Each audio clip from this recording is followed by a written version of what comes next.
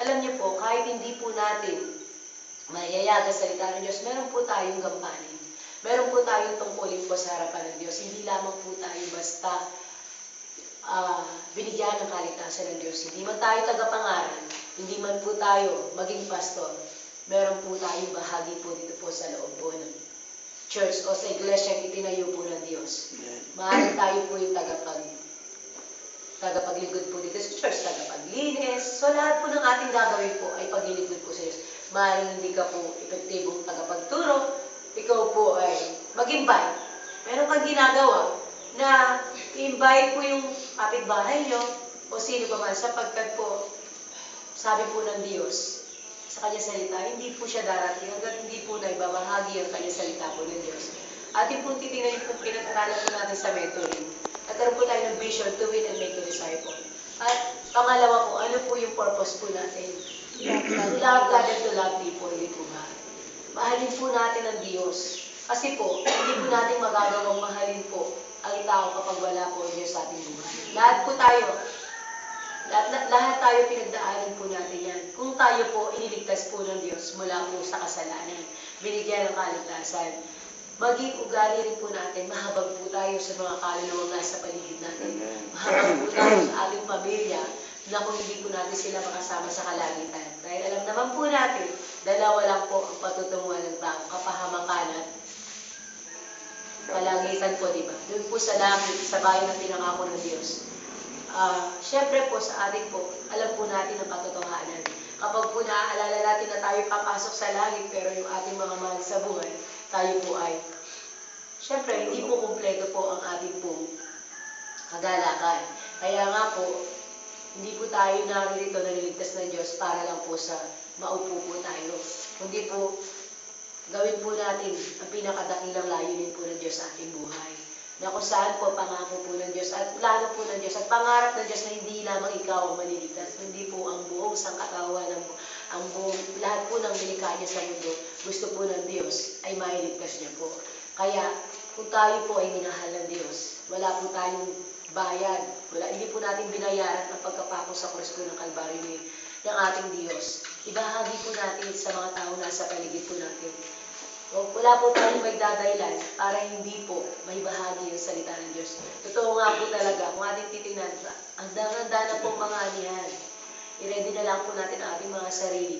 Gumalaw po tayo sapagkat panahon na po para po ang mga lahat po ng tao po dito sa mapaligid, saan mang lugar tayo pumunta, mabigyan po ng kaligtasan at makakilala po yung lahat po ng mga kaluluwa. Mahalin po natin sila kasi sino po magmamahal sa kanila? Di po ba, hindi naman po bababaw ulit si Jesus dito para magpapako or hindi niya po sasabihin sa tao na mahal ko kayo lahat. Kung hindi po, dahil tayo rin po may mga tao lamang po nagtiyaga, nagsikap para po tayo magkaroon ng kaligtasan.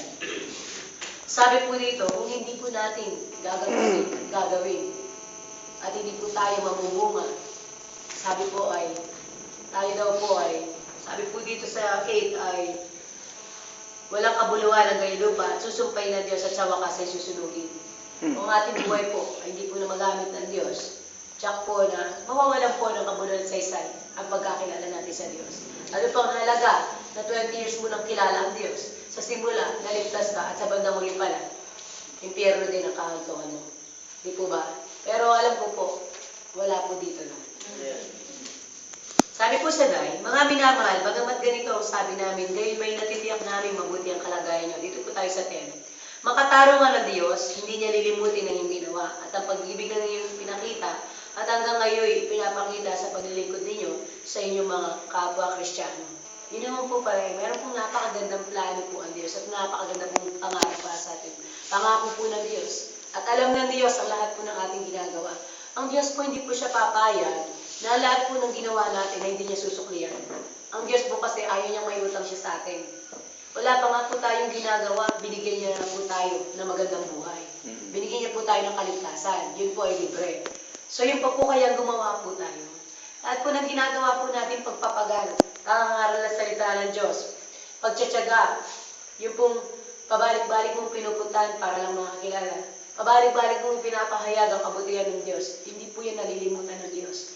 Nakikita po ng Diyos ang ating pagtatrabaho. Eh kung tayo po labas-masok lang sa church, alam din po ng Diyos yan. Alam niya na naging tagaupo lang tayo, o tagapakinig po tayo. Tayo po ay maging kabahagi po sa pangarap at plano po ng Diyos. Hindi lamang, naniniwala po ang bawat isa sa atin, hindi lamang po tayo mga leader. Kung hindi po, tayo po ay gagamitin ng Diyos para yung mga leader po natin, lalo pong dumami na dumami ang leader natin na kung saan po ay magawa po ang system na ipinapakita po sa atin yung pong G12. Hindi po tayo basta primary 12 lang po. Alam po natin, igit pa po doon, gagamitin po tayo ng Diyos. Kung saan po magagamit ang buhay natin. Hindi po yung ang mga i-harvest po natin ay masira. Kundi po gamitin po tayo ng Diyos para po sa mga inihahanda po ng Diyos ang bawat isa sa atin. Na magamit niya po sa kanyang pinakadakilang layunin na maihayag ang kanyang mabuting balita sa lahat po ng dako po ng mundo dito. Kaya huwag po tayong mawawalan po ng pag-asa. Huwag po tayong paghihinaan ng loob. Sabi nga po kahit yung nakita po natin yung illustration po na ginamit sa harapan, na tayo po bilang cell group leader, pag nagsisimula po tayo, nandun po yung mahirap. Minsan gusto mo sumuko. Minsan di naman nakikinig. Minsan pabalik-balik ka lang dun sa tao, binabalik-balikan mo. Pero hindi naman sumasama. Minsan parang napapagod ka na, parang hindi naman naniniwala sa salita ng Diyos. Pero nandun nga po yung pagpapatatag ng bawat isa sa atin. Di po ba? Nagkakaroon po tayo ng balikatan, malasakitan, na kung hindi man, kung ayaw nitong itong kapitbahay mo, maaaring meron ka pang kapitbahay, maaaring meron ka pang kaibigan. Kung ayaw nung isa, meron ka pa, marami kang kaibigan na hindi mauubusan, na naghahanap po at naghihintay po ng kaligtasan. Tandaan po natin kapag nakita po ng Diyos ang puso natin na hindi tayo sumusuko, nagpapagal tayo kahit wala pa po tayong nakikita pong bunga. Makikita po natin yung tao po na yan, ang Diyos po, ang hawak po sa puso niya, hindi po tayo. Hindi po natin trabaho na hawakan ang puso ng tao. Hindi po tayo ang magpapabago sa tao. Ang Diyos po, ang bahala ng Diyos. Ang mahalaga po, ibinahagi mo ang kanyang salita.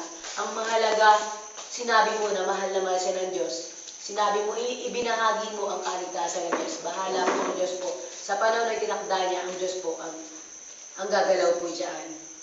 Sabi po dito sa 12, kaya't huwag kayong maging tamad. Tularan ninyo ang mga taong nagtitiis at nananalig sa Diyos at gayo'y tumatanggap ng mga pinangako niya. Di po ba nakakahamon po? Nakaka-challenge po yung si Pastor Ray. Ilan po sila sa loob ng kanilang churches? Hindi lamang po sila basta 600 lang po.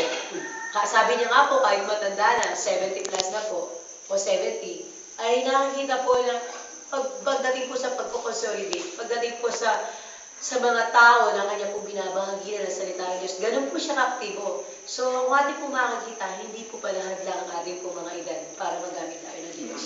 Di po ba? Excuse me po. Kung ating po titingnan, wag daw po tayong maging tamad. Saan mo po ginagawa natin? Kung gaano po tayo kasipag maghanap buhay. Kung gaano po tayo kasipag sa lahat po ng bagay na ginagawa natin para mabuhay. Mas lalo po tayong maging masipag sa paglilingkod at pagbahagi ng kanyang salita. Dahil yun po ang pinakadakilang layunin ng Diyos. Ang may bahagi, sabi po natin na mabuting balita sa lahat po ng dako. Sana tayo pumunta, ano ba ang ginagawa natin? Huwag po natin idadahilan na kasi marami akong ginagawa. Kasi naghahanap buhay ako. Kasi nagtitinda ako. Yan na nga po yung pinaka-chance mo. Habang nagtitinda ka, hindi mo masabi ng buong buo. Halimbawa, meron ka suki. Araw-araw nagtitinda ka. Tandaan mo muna siya. Sabihin mo, alam mo ba, kapatid? Diba, may problema siya. Huwag mo munang sabihin lahat ng salita ng Diyos kasi hindi naman po makikinig yan. Tingnan mo muna. Kailangan aralin mo muna kung ano yung pinagdadaanan niya. May problema ka, huwag kang mag-alala. Lahat ng problema may solusyon. Kasi alam na po ng tao na tayo po yung mga born again eh. Di po ba alam po sila sa atin, yan ang mga born again. Sigurado. Bilbiyan na naman ang sasabihin. Dapat po alam natin kung paano natin papasukan. Mag-build po muna tayo ng magandang relation. Makipagkaibigan po muna tayo. Diba, hindi mo yung kilala. Makipagkaibigan ka, maumuhunan ka. Pagkatapos ng makipagkaibigan, ipanalangin mo po ang tao yan. After mo manalangin, sigurado po ang kamay ng Diyos gagalaw. Ang Diyos ang magbubukas at magbubukas ng puso ng tao na yan. Kapag nakakita mo na unti-unti, nagkakaroon siya ng tiwala sa'yo, unti-unti mo pasukan ang salita ng Diyos. Hindi mo pwede sabihin, pag hindi mo nakilala ang Diyos, alam mo ba, kailangan mo Diyos sa buhay mo. Pag hindi mo kinilala ang Diyos, mapupunta ka sa impyerno. Tingin niyo po, agad pong maniniwala yun. Kung ba hindi? Kumbaga po sa mga estudyante ko po, example lamang po to, no? Yung isa po sa medyo malambot-lambot po na estudyante ko, nag-iisa po yun. Sabi po ng isa pong kabataan na medyo mainit po sa pananampalataya, syempre nasa joy observation. Sabi niya, kapatid, alam mo ba, walang nilikha ang Diyos na bakla at tomboy. Eh syempre malambot-lambot po yun. Tuloy, ayaw niya na pumasok dito. Kasi wala daw pong nilikha po ang Diyos na bakla at tomboy. Syempre masakit po sa kanya. Ang sabi niya po sa amin, hanggat wala akong nilalaban. Hanggat wala ako, hindi pa ako talagang nagkakasala sa Diyos. Siguro naman tao din po ako, sabi niya. Sabi niya, bakit gano'n? Ba't kailangan akong gano'n? Para kung pupunta lang ako sa church at saka yun lang ako gaganyanin, wag na. Ayaw niya na po. So, kailangan po maging maingat tayo. Alam naman po ng Diyos yun nahangad po natin na makakilala po lahat ng nilikha ng Diyos. Pero hindi po natin makikita yung kasalanan ng tao. Dahil kapag habang nakikita mo ang kanyang kasalanan, hindi mo yun maisasama sa church. Dahil dati rin po, ganun din po tayo. Mga taong makasalanan, mga taong hindi natin alam ang ating ginagawa. Pero tayo po ay nakalaya. Huwag po natin bibiglain. Ang maganda pong gawin natin bilang pong self-group leader na nagpe-pray, magtanim po muna tayo na kung saan po. Huwag po muna natin kagad, alam mo kapatid, kailangan mo ng Bible. Hindi po yun muna kagad ang papasukin mo. Kundi po mag-build ka muna ng magandang relasyon. Kapag ikaw ay nagtatanim ng magandang relasyon, sinisigurado ko po sa inyo, madali pong may bahagi ang kanyang salita. Hindi mo na kailangan magbukas ng Bible sa harapan nila kapag nakikita nila mismo sa'yo, merong salita ng Diyos na nabubuhay. Mismo ikaw na nagtuturo, kasi baka po yan ang maging dahilan para sila po ay mapunta sa impyerno. So bilang po palang isang self-group leader, primary 12, malaki po ang gampanin natin. Napakalaki po ang ating po pananagutan sa Diyos na kapag yung mga anihan na yan ay hindi po natin na-harvest, yan po ay harvest lang ng demonyo. Eh kung dapat po bilang isang mananampalataya, mahalin po natin yung mga tao, mahalin po natin yung mga kaluluwa, mga taong may kaluluwa na wala pang pagkakilala sa Diyos. Alam niyo po, napakaganda pong strategy na gawin. Makipagkaibigan ka lang. Huwag mo muna sasabihin ng Bible. Kasi kahit wala kang dalang Bible, kapag inipunan ng Diyos ang tao na yan, wala siyang magagawa. Tayo ba, kagad? Binigyan tayo, kagad ba tayo? Pinakita sa atin ng Bible? Di po ba hindi? Meron lang pong mga word na natalim at yung mga panahon na tayo ay ipuin ng Diyos. Parang naaalala lang po natin yun, di po ba? Kasi po ako nung born again po ako, hindi po siya biglaan. Natamnan lang po ako ng salita ng Diyos na naririnig ko po sa mga nagbabagi ng salita ng Diyos at naririnig ko sa kapitbahay namin. Pero nung time na ipuin po ng Diyos ang aking puso, bata pa ako nung marinig ko yun. Nag-aaral po kami dito, mga children, naalala ko po yung mga memory verse. Pagdating, biruin niyo po, bata ka pa, hindi ka pa nag-aaral, nung marinig mo salita ng Diyos. Pagdating po nung college ako, nung high school hanggang college, doon ko po naalala yung, hindi po nakakalimutan yung Matthew 28 po, 11:28. Magsiparito kayo, lahat na kayo nang mapagal. Di po ba? Yun po lang ang nagre-rema po sa akin, pero hindi po agad na born again. Naalala ko lang po ang salita ng Diyos. At unti-unti, yun po yung naging dahilan, ginamit ng Diyos para makilala po siya. Kung tayo po ay wala po tayo, na hindi naman po kasi kailangan evangelize mo kagad yan na ma-born again ka ngayon, ibabaptize kita ngayon. Kung hindi po, subukan lang po natin. Ang gawin po natin sa araw-araw, abang tayo po yung nagtatrabaho, kung karpintero ka, kung ano man ang ginagawa mo, ibahagi mo po ang salita ng Diyos. Paunti-unti, pag natamnan po yan, natamnan, ako po kasi naniniwala ko, walang itinanim po na hindi po tutubo. Kung ang bawat po sa isa na po sa atin na hindi po titigil na magtanim, eh marami na po tayong tinanim. Kailangan na po natin umani ngayon. This is the time po. It's about time to harvest. Di po ba? Naghihintay po ang mga anihan. Gamitin lamang po natin ang strategy po na ibinibigay po sa atin, na ibinababa po sa atin. Ang G12 po ay napakalaki pong bagay para po sa atin yan na magampanan. Hindi na nga po ganun kahirap Dati nga po, di po ba pagpasok po natin sa church, maraming mga teaching na ituturo. Hindi natin alam minsan. Ang dami pong dinidisciple, pero konti lamang po ang nakakaintindi or tumutugon. Hindi po katulad ngayon lahat po tayo. Madali po yung sistema ng ginagawa. Hindi lamang po pala yung may mga calling, hindi lang yung mga pastor, mga leader, kundi po ang tayo pong lahat ay gagamitin ng Diyos sa simpleng paraan, pero matindi po ang gagawin ng Diyos. Kung susunod po tayo, kung makikinig po tayo sa system na binababa po, ang G12 po ay napakalaking bagay sa atin. Ang gawin lamang po natin, habang tayo po ay nagtatanim ng salita ng Diyos, manalangin tayo ng manalangin. Sabi ko po sa inyo, ready na po talaga. Katulad po ng ating sinisigaw, na hindi na daw po tayo, no? Kumbaga, hindi na mapipigilan po. Hindi na titigil po. Ang pag-harvest po natin kasi ready na po talaga. Ang mga